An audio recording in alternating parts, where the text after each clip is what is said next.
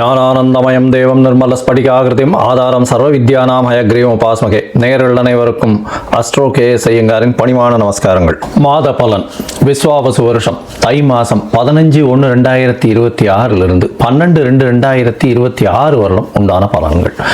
மாத பலன்னு சொல்லும் பொழுது மாத கிரகங்களான சூரியன், செவ்வாய், புதன் மற்றும் சுக்கிரனுடைய மாறுதல்களை வச்சு சொல்லக்கூடிய பலன்கள்.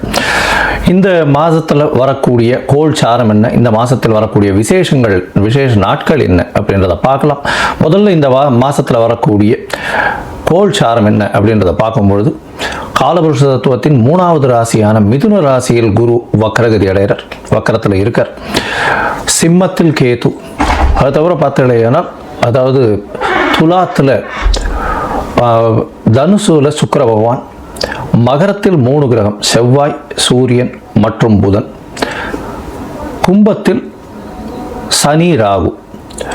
இந்த மாசத்தினுடைய ஆரம்பத்தில் இருக்கக்கூடிய கிரக நிலை இது. அதற்கு பிறகு மாறுதல்கள்னு பார்க்கும்பொழுது 15/1/2026 அன்னைக்கே சுக்கிரன் 10ஆம் இடமான மகரத்துக்கு போகிறார்.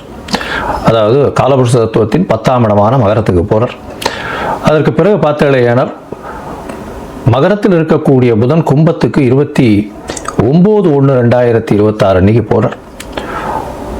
மறுபடியும் சுக்கிரன் மகரத்திலிருந்து கும்பத்துக்கு போகிறார். கும்பத்தில் பார்த்தீங்கன்னா 4 கிரகங்கள் ஆறுது. எப்போ அப்படின்னா, அதாவது 7/2/2026 அன்னைக்கு சுக்கிரனும் கும்பத்துக்கு போயிடுறார். சனி, சுக்கிரன், ராகு மற்றும் புதன் 4 கிரகங்கள் 7/2/2026 இருக்கு.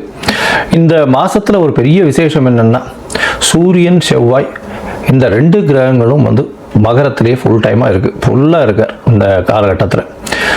இந்த மாசத்தில் வரக்கூடிய விசேஷ நாட்கள் அப்படின்னு பார்க்கும்பொழுது 15/1/2026 அன்னைக்கு உங்களுக்கு பொங்கல் பண்டிகை, அதாவது உத்தராயண புண்ணிய காலம், அதாவது உத்தராயணம் தட்சிணாயணம் 2 பாதியாக வருஷத்தை பிரிச்சிருக்கா. அதில் உத்தராயணம்ன்றது தேவர்கள் விழித்துக் கொள்ளும் நாள்னு சொல்லக்கூடியது. எல்லா விதமான சுப காரியங்களும் செய்யக்கூடிய காலகட்டமாக இந்த மாதம் அமையிறது. உத்தராயணம் தை பிறந்தால் வழி பிறக்கும்னு சொல்லக்கூடியது. உத்தராயணத்தில் எல்லா விதமான ஏற்றங்களும் இருக்கும். தை மாதம் முதல் நாள் பொங்கல் பண்டிகை, அதாவது உழவர்களுக்கு பெரிய திருநாளாக சொல்லக்கூடியது. அதாவது அவங்க சூரிய நமஸ்காரம் பண்ணக்கூடிய காலகட்டம். இந்த வாட்டி பார்த்தலையானால் துவாதசி அன்னைக்கு வருது. அதாவது தை பொங்கல் துவாதசி 15/1/2026 துவாதசி கேட்ட நட்சத்திரம் வேற வருது. இந்த பொங்கல் வைக்கக்கூடிய சரியான நேரம் பார்த்தலையானால் 9:30 10:30 சுக்கிரஹோரை, சுபஹோரையான வியாழக்கிழமையில் வரக்கூடிய சுபஹோரை. இது 9:30 10:30 மணி வருது. இது ஒரு நல்ல நேரமாக சொல்லக்கூடியது. குளிகை நேரமாக இருந்தாலும் இது ஒரு நல்ல நேரம். குளிகை நேரம் நல்ல சம்பவங்கள் நடக்குமே ஆயின் அது மறுபடியும் வரக்கூடிய வாய்ப்புகள் மிகவும் அதிகம். அதனால் பொங்கல் பானை வைக்கக்கூடிய நல்ல நேரம்னு சொல்லக்கூடியது காலை 9:30 10:30 மணிக்குள்ளே வைக்கிறது ரொம்பவுமே சிறந்தது. இந்த காலகட்டத்தில் உங்கள் எல்லாருக்கும் என்னுடைய பொங்கல் நல்வாழ்த்துக்களை சொல்கிறேன். நல்லபடியாக இருக்கும். இந்த மாதத்தில் வரக்கூடிய மற்ற விசேஷங்கள்னு பார்த்தோம்னா 16ஆம் தேதி பிரதோஷம், காணும் பொங்கல்னு சொல்லுவா. அது தவிர மாட்டுப் பொங்கல், இது எல்லாம் 16ஆம் தேதியே. அதுக்கப்புறம் வள்ளுவர் தினம், இதெல்லாம் வருது. அது தவிர பார்த்தீங்கன்னா இந்த மாதம் 25/1/2026 அன்னைக்கு ரத சப்தமி, சூரியன் தேர் சக்கரம் திரும்பக்கூடிய நாள். அன்னையிலிருந்து வெயில் ரொம்பவும் அதிகமாகக்கூடிய காலகட்டம். அதாவது சூரியன் இவ்வளவு நாளாக அதாவது தெற்கிலிருந்து வடக்கிலிருந்து வடகிழக்குக்கு மாறுறார் அவர். இந்த காலகட்டம் கிழக்கு பக்கமாக போகக்கூடியதுனால இந்த காலகட்டத்தில் பார்த்தலையானால் வெயில் ஏறக்கூடிய காலகட்டமாக இருக்கும். 26/1/2026 நம்மளுடைய அதாவது ரிப்பப்ளிக் டே. அதாவது இந்தியா சுதந்திரம் வாங்கி அதுக்கப்புறம் ரிப்பப்ளிக் 1950 வாங்கினது. இப்போ 2026ஆம் வருஷம் வந்துருத்து. இப்போ ரிப்பப்ளிக் டே இது ஒரு பெரிய விசேஷம். அதாவது அரசாங்கம் அப்படின்னு சொல்லக்கூடியது, அதாவது ஆல் ஓவர் இந்தியா ஒரே ஒரு ஒருமைப்பாட்டின் கீழே இருக்கக்கூடிய ரிப்பப்ளிக் டே கொண்டாடக்கூடிய காலகட்டம். 26ஆம் தேதி அன்னைக்கு வாஸ்து அதாவது இந்த 26ஆம் தேதி அன்னைக்கு வாஸ்து புருஷன் கண் விழிக்கும் நாள் அன்னைக்கு வந்து பார்த்தோம்னா கார்த்தால 9:52 11:22 வரலும் உண்டான நேரம் வந்து வாஸ்து கண் விழிக்கும் நாள். இந்த காலகட்டத்தில் புதுசாக மன பூஜை போடுறது, அஸ்திவாரம் தோன்றது, அதை தவிர டாக்குமெண்ட் சைன் பண்ணி கொடுக்கறது, இதெல்லாம் வந்து பண்ணுறதன் மூலியமாக எந்த ஒரு ப்ராஜெக்ட் நீங்கள் ஆரம்பிச்சிங்கனாலும் அது வெற்றிகரமாக முடியக்கூடிய காலகட்டமாக அமைய போகிறது. இந்த வாஸ்து கண் விழிக்கும் பொழுது 5 வகையாக பிரிக்கிறேன். அதாவது பொதுவாகவே பார்த்தோம்னா இது ஒரு 1.5 மணி நேர காலகட்டம். 18 நிமிஷமாக 5 மணி நேரமாக பிரிக்கிறேன், 5 வகையாக பிரிக்கிறேன். அதாவது வாஸ்து புருஷன் கண் விழித்து அவருடைய காலை கடன்கள் செய்யக்கூடியது, பிறகு குளிக்கக்கூடிய ஒரு 18 நிமிஷம், அதற்கு பிறகு போஜனம் செய்யக்கூடியது, அதாவது அதற்கு பிறகு வந்து பூஜை செய்யக்கூடியது, பிறகு போஜனம் செய்யக்கூடியது, அதற்கு பிறகு தாம்பூலம் தரிக்கக்கூடியது. இந்த கடைசி 18 36 நிமிஷம் அப்படின்னு சொல்லக்கூடிய, அதாவது 10:52 11:22 வரலும் செய்யக்கூடிய எந்த ஒரு விஷயமாக இருந்தாலும் நிச்சயமாக நிறைவேறும். அதாவது மனைக்கால் நடுறது, அடிகோல் நடுறது, அதை தவிர வந்து உங்களுக்கு கிணறு வெட்டுறது, புதுசாக வந்து கான்ட்ராக்ட் கையெழுத்து போடுறது, கன்ஸ்ட்ரக்ஷன் பண்ணுறது, இது எல்லாமே நல்ல ஒரு ஏற்றத்தை கொடுத்து நல்லபடியாக முடியக்கூடிய காலகட்டமாக அமைய போகிறது.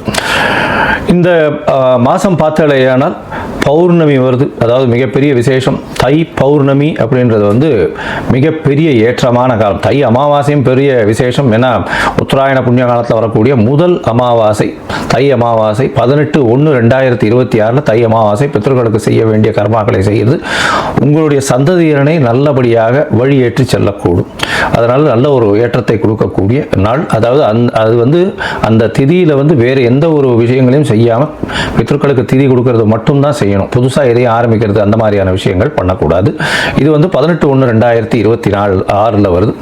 அதற்கு பிறகு பௌர்ணமி எண்ணிக்கை பார்த்தாலேயானால் பௌர்ணமி 1/2/2026 தை பௌர்ணமி பெரிய விசேஷமான நாள். தை பௌர்ணமி பார்த்தாலேயானால் வடலூர் அப்படின்னு சொல்லும்போது ராமலிங்க அடிகளார் வரும். அதாவது ராமலிங்க அடிகளாருடைய தினம் வடலூரில் வந்து பார்த்தாலேயானால் அந்த இது தைப்பூச திருநாள் வேற அன்னைக்கு முருகனுக்கு ரொம்ப விசேஷம். அதை தவிர வந்து ஏற்றிய வயிற்றில் எரியக்கூடிய நெருப்பை அணைக்கக்கூடிய, அதாவது சாப்பாடு போடணும் அப்படின்றத மிகவும் வலியுறுத்தி சொல்லக்கூடியவர். சொல்லி அது இன்னி வரலும் எரிஞ்சிட்டு இருக்கு அப்படின்னு சொல்லக்கூடியது பெரிய விசேஷம். அதாவது உணவு தானமாக கொடுக்கறது, சாப்பாடு தானமாக கொடுக்கறது, பசி அற்ற நிலை எல்லாருக்கும் இருக்கணும், யாரும் பசித்து இருக்கக்கூடாது அப்படின்றத வந்து எடுத்து நல்லபடியாக சொன்னது. சரி, இந்த மாதம் அதாவது தை மாதம் ஒரு ராசிக்கும் என்ன வகையான மாற்றங்கள் ஏற்றங்கள் இருக்குது அப்படின்றத பார்ப்போம். அதற்கு முன்னாடி என்னுடைய மொபைல் நம்பர் கீழே ஸ்க்ராலிங்கில் போயிட்டு இருக்கோம். உங்களுக்கு அஸ்ட்ராலாஜிக்கல் கன்சல்ட் வேணும்னா எனக்கு கான்டாக்ட் பண்ணுங்க. உங்களுடைய பெயர், பிறந்த நேரம், பிறந்த தேதி, பிறந்த வருடமோட போடுங்க. உங்களுடைய தாய் தந்தையார் பெயரும் போடுங்க. Date, time, place of birth, அதை தவிர உங்களுடைய பேரண்ட்ஸ் நேம் இது வரலாம் போடுங்க. உங்களுடைய ஜாதகத்தை போட்டு சந்தி இருக்கான்றதை பார்த்துட்டு அதற்கு பிறகு உங்களுக்கு நான் அப்பாயின்மெண்ட்டு கொடுக்குறேன். உங்களுக்கு அப்பாயின்மெண்ட்டை நீங்கள் இந்த டேட்டு டைம் போட்டதுக்கப்புறம் வந்து என்னுடைய கட்டணம் என்னென்னு சொல்கிறேன். அந்த கட்டணத்தை செலுத்தி அப்பாயின்மெண்ட் வாங்கிக்கோங்க. அதுக்கப்புறம் உங்களுக்கு அப்பாயின்மெண்ட்டும் போது உங்களோட பேசுகிறேன். சரி, இப்போ மேஷம் முதல் மீனம் வரை தை மாதம் ஒரு ராசியாக எப்படி இருக்குன்றதை பார்க்கலாம். மிதுனம், மிருகசீரிஷம், திருவாதிரை, புனர்பூசம் இந்த 3 நட்சத்திரம் 9 பாதங்களை கொண்ட ராசி. ராசியின் அதிபதினு சொல்லக்கூடியவர் புதன். ராசிக்கு 8ஆம் இடத்துல இந்த மாதத்துக்கு போயிடுறார். அதாவது இந்த மாதம் ஆரம்பிக்கும் போது பார்த்தாலேயானால் சூரியன், செவ்வாய், புதன் 3 கிரகங்களும் வந்து 8ஆம் இடத்துல இருக்க. 8ஆம் இடத்துல வந்து இருக்கலாமா அப்படின்னா மறைந்த ஸ்தான அதிபதிகள் மறைந்த இடத்தில் இருப்பது ரொம்பவுமே நல்லது. அதாவது 6-11 அதிபதியான செவ்வாய் 8ஆம் இடத்துல உச்சம் பெற்று போயிருக்கார். அதனால அதீதமான லாபம். என்னன்னா வேலையில் மாற்றம், வேலையில் ஏற்றம், வேலையின் மூலியமாக நன்மை, திடீர் பணவரவு, லாபங்கள் அதிகமாக இருக்கக்கூடியது. ஏன்னா உங்களுடைய ராசிக்கு 11ஆம் அதிபதி அப்படின்னு சொல்லக்கூடியவர் செவ்வாய். அதனால் வந்து இந்த ரியல் எஸ்டேட்லாம் பண்ணுறவாளுக்கெல்லாம் திடீர் யோகம் கிடைக்கும். அதை தவிர வந்து வீடு வாங்கணும்னு நினச்சிட்டு இருக்கவாளுக்கு நிச்சயமாக வீடு வாங்கக்கூடிய வாய்ப்புகளும் வரும். என்ன ராசியில் குரு பகவான் வக்ரகதியில் உட்கார்ந்துருக்கிறதுனால ஒரு தீர்க்கமான ஒரு டெசிஷன் எடுக்க முடியாத நிலையை அடையக்கூடிய வாய்ப்புகள் ரொம்பவும் அதிகம். இந்த காலகட்டத்தில் பார்த்தாலேயானால் அதுவும் தை மாதம் விஸ்வாவசு வருஷத்தில் பார்க்கும்பொழுது உங்களுடைய ராசிக்கு ராசிநாதன் 8ஆம் இடத்துல இருந்தாலும் இந்த மாத கடைசியில் அதாவது 27/1/2026 2026 அன்னைக்கு வந்து அவர் 9ஆம் இடத்துக்கு போடுறார். ஒரு திரிகோணாதிபதி, அதாவது ராசி அதிபதி இன்னொரு திரிகோணத்தில் போய் உட்கார்றது பெரிய விசேஷத்தை கொடுக்கக்கூடிய காலகட்டம்.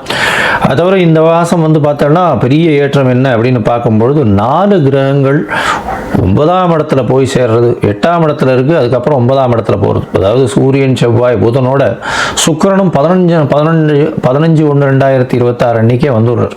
8ஆம் இடத்துல மறைந்த சுக்கிரனாக இருக்கக்கூடிய காலகட்டம். மனசுக்குள்ள சில கிளேசங்கள் வரும், குழந்தைகள்னால் சிறு தொல்லைகள் வரக்கூடிய வாய்ப்புகள் உண்டு. ஏன்னா 5ஆம் அதிபதி 8ஆம் இடத்துல போய் மறையிறதுனால அந்த அளவு விசேஷத்தை கொடுக்காது. அதனால் வந்து சிறு செலவுகள் வரும் குழந்தைகளுக்காக. வெளியூர் வெளிநாடு வெளிமாநிலம் செல்ல வேண்டிய கட்டாயம் வரும்.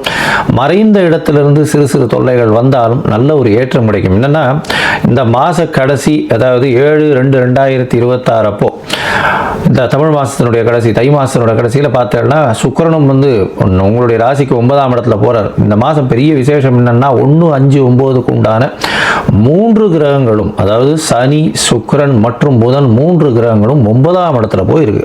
இதனால் பார்த்தோம்னா வெளிநாடு போய் படிக்கக்கூடிய பாக்கியம் நிச்சயமாக இருக்கும். தந்தையின் சொத்துக்கள் வந்து சேரக்கூடிய வாய்ப்புகள் நிச்சயமாக உண்டு.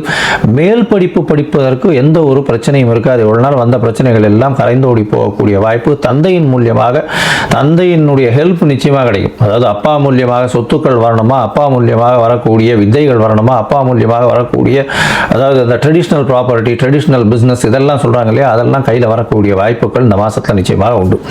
உங்களுடைய ராசிக்கு பார்த்தோம்னா 9ஆம் அதிபதியை உங்களுடைய ராசியின் 10ஆம் அதிபதினு சொல்லக்கூடிய குரு பகவானே பார்க்கிறார் 9ஆம் அதிபதி. அது வந்து பெரிய விசேஷம். பொது காரியங்களுக்கு நீங்கள் செலவு பண்ணக்கூடிய வாய்ப்புகள் நிச்சயமாக இருக்கும். மொத்தத்தில் பார்க்கும்பொழுது இந்த மிதுன ராசிக்காரர்களுக்கு 9ஆம் இடம் வலுப்பெற்று போகிறது. 7/2/2026 வலுப்பெற்று போகிறதுனால 4 கிரகங்கள் இருக்குது. அதுவும் ராகுவோடு சேர்ந்த சனி, புதன், சுக்கிரன் இருக்கிறதுனால தந்தையின் உடல்நிலையில் நல்ல ஒரு ஏற்றம் இருக்கும். வெளிநாடு போய் படிக்கக்கூடிய வாய்ப்புகள் மிகவும் அதிகமாக இருக்கும். முயற்சிகளில் சிறு தடங்கள் வந்தாலும் முயற்சிகளில் வெற்றி பெறக்கூடிய வாய்ப்புகள் நிச்சயமாக இருக்கும். அது தவிர பார்த்தீங்கன்னா இளைய சகோதரர்களோட சிறு மனக்கசப்பு இருக்கக்கூடிய வாய்ப்புகள் நிச்சயமாக உண்டு. தாயின் உடல்நிலை நல்ல ஒரு ஏற்றம் இருக்கும். எப்போ அப்படின்னா 27ஆம் தேதி வரலும் தாயின் உடல்நிலையில் பின்னடைவு இருக்கும். அதற்கு பிறகு 27/1க்கு பிறகு நல்ல ஒரு ஏற்றம் இருக்கக்கூடிய காலகட்டமாக இருக்கும். தீர்க்கமான சிந்தனைகள் வரக்கூடிய வாய்ப்புகள் 27/1/2026 மேலே இருக்கும். அது வரலும் கொஞ்சம் மனக்குழப்பம், எந்த ஒரு தெளிவற்ற நிலை இருக்கும். எடுத்த முடிவுகள் எடுக்க முடியாமல் திணறக்கூடிய வாய்ப்புகள் இந்த காலகட்டத்தில் அமைய போகிறது. அது தவிர பார்த்தீங்கன்னா தாயின் உடல்நிலையில் நல்ல ஒரு ஏற்றம் இருக்கும். தந்தையின் உடல்நிலையில் நல்ல ஒரு ஏற்றத்தை கொடுக்கக்கூடிய காலகட்டமாக இருக்கும். உங்களுடைய ராசிக்கு வெளிநாடு போய் படிக்கக்கூடிய வாய்ப்புகள் நிச்சயமாக இருக்கும். மேற்படிப்பு நிச்சயமாக இருக்கக்கூடிய காலகட்டம். மறைந்த செல்வங்கள் வரக்கூடிய காலகட்டம். ரியல் எஸ்டேட் மூலியமாக நல்ல ஒரு ஜாக்பாட் அடிக்கக்கூடிய வாய்ப்புகள். நினைச்சு பார்க்க முடியாத நேரத்தில் தடால்னு வரக்கூடிய வாய்ப்பு. நிலம் சம்பந்தம், அதை தவிர வந்து இந்த பூமி சம்பந்தமாக வியாபாரம் பண்ணுறவாளுகள்லாம் பெரிய ஏற்றம் கிடைக்கும். இந்த காலகட்டத்தில் பார்க்கும்பொழுது அதாவது போட்டிகளில் வந்து நிச்சயமாக வெற்றி வரும். போட்டித் தேர்வின் மூலியமாக வெளிநாடு வெளியூர் போகக்கூடிய பாக்கியம் நிச்சயமாக கிடைக்கும்.